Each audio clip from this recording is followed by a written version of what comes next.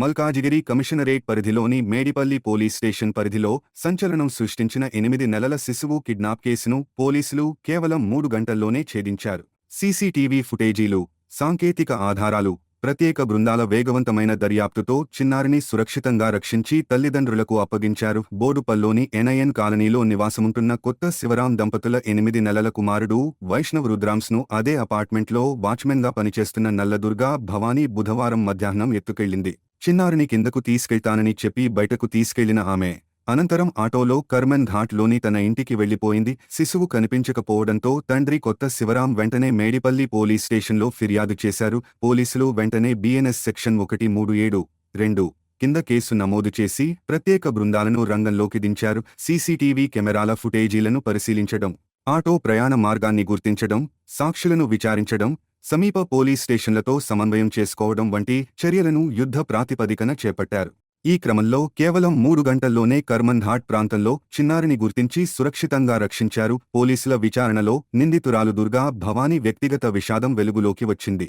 2022లో వివాహం చేసుకున్న ఆమెకు ఈ ఏడాది ఏప్రిల్లో జన్మించిన శిశువు 2 రోజులకే మృతి చెందినట్లు గుర్తించారు. ఆ విషయాన్ని కుటుంబ సభ్యుల నుంచి దాచిపెట్టి తమకు బిడ్డ ఉందని నమ్మించేందుకు ఒక చిన్నారిని అపహరించాలని ముందుగానే పథకం వేసి ఈ నేరానికి పాల్పడినట్లు పోలీసులు తెలిపారు. చట్టపరమైన ప్రక్రియ పూర్తి చేసిన అనంతరం శిశువును సురక్షితంగా తల్లిదండ్రులకు అప్పగించారు. కేసును అత్యంత వేగంగా ఛేదించిన మేడిపల్లి పోలీస్ స్టేషన్ సిబ్బంది, మేడిపల్లి ఏసీపీ, ఉప్పల్ డీసీపీ ఆధ్వర్యంలో పనిచేసిన ఇన్స్పెక్టర్ జలంధర్ రెడ్డి, ఎస్ఐలు శ్రీను, నర్సింగ్, నవీన్, శ్రీకాంత్, శ్రీనివాస్ రాజు ప్రత్యేక బృందాలను మల్కాజిగిరి డీసీపీ అభినందించి రివార్డులు అందించారు.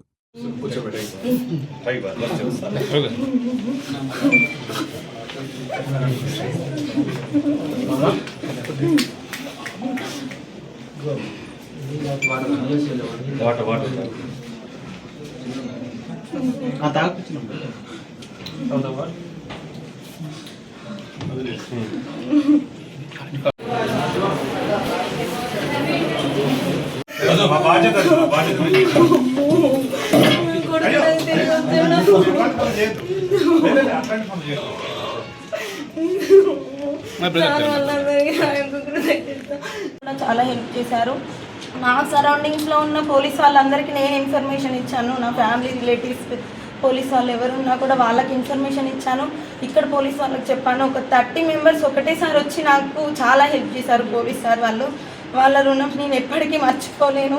జీవితాంతం వాళ్ళకు రుణపడి ఉంటాను.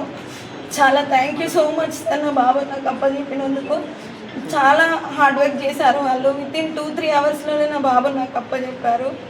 అసలు నేను దొరుకుతాడు అని కూడా అనుకోలేదు. అసలు వాళ్ళే దేవుళ్ళ రూపంలో వచ్చి నాకు హెల్ప్ చేశారు. Thank you so much sir. Jalandhar sir, CPI madam, SP sir, వాళ్ళందరికీ చాలా